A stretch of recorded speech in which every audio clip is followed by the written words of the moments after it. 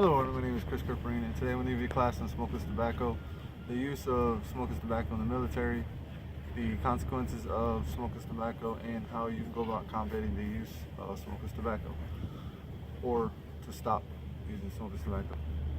So smokeless tobacco was introduced to the European settlers by the Native Americans in the 1500s. The United States at that time in the New World was one of the biggest producers of tobacco for the world.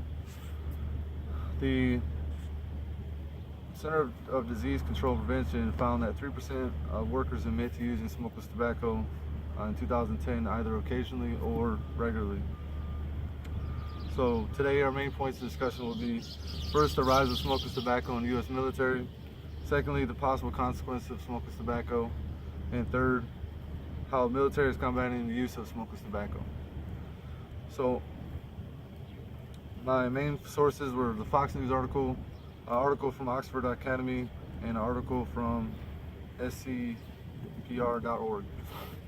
So let's begin by answering this question: why is smokeless tobacco on the rise in the military? Well, DoD put out a policy stating that you cannot smoke within a government building. You have to smoke within outside of 50 feet of a government building. This also extends to military or government-owned vehicles. So because of that, a lot of people felt, well, I'm not going to get up and go smoke a cigarette, walk all the way outside, go down multiple floors, or go endure the cold of, let's say, a motor pool, and go stand outside a gate, because it's also extended. It also includes the military, like the surrounding areas of motor pool as well. So they're not going to go out there and stand out there in the cold smoking a cigarette. So what's the safest, or what is an alternative to that? And that's smokeless tobacco. It's a bad habit, but it's one they could use. Now, the DoD policy also extends to smokeless tobacco use inside of a military government building or vehicles as well. But it's easier to conceal smokeless tobacco than it is obviously smoking a cigarette. Smoking a cigarette, you can smell it. You can smell it. It can cause fires, it causes other problems. Where smokeless tobacco, the biggest eyesore is one of my visual aids is a spit bottle. It's disgusting, it's terrible to look at, but it's easier to conceal that than it is trying to smoke a cigarette. Also, a lot of military personnel, they view it as a man's thing to do. It's to go out, be able to spit or to be able to chew tobacco, do their job without having to stop, smoke a cigarette or like that. So it's more or less a convenience for them than it is an inconvenience as far as smoking. The other thing that they like to do is the fact that they're on long missions, whether in combat, in the field, or anything like that. You can't smoke inside a military vehicle. So the alternative to that would be to use smokeless tobacco, because you're not going to be able to light a cigarette up while driving on a patrol or somewhere else. So that's one reason why the military personnel, in my opinion, feel that it's easier just to go ahead and use smokeless tobacco, and why it's kind of rising in here. I could say out of the building I work in, out of 15 people, 6 of them use smokeless tobacco. I, unfortunately, am one that dabbles in it.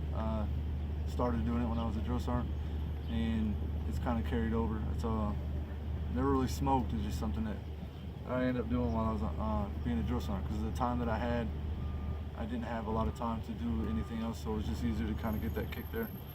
The second thing I would talk about is the consequences of smokeless tobacco.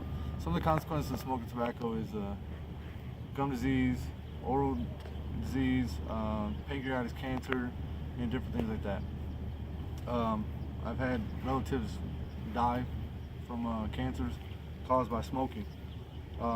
So it's not a safe alternative, it's the same thing. Death is still a potential risk of using smokeless tobacco and smoking. So, and then third, how the military combating smoking and smokeless tobacco use is that the government instituted smoking cessation classes, allowing people to go in there and find ways of being able to quit, kicking the habit, and just finding a better and safer, just kind of live healthier.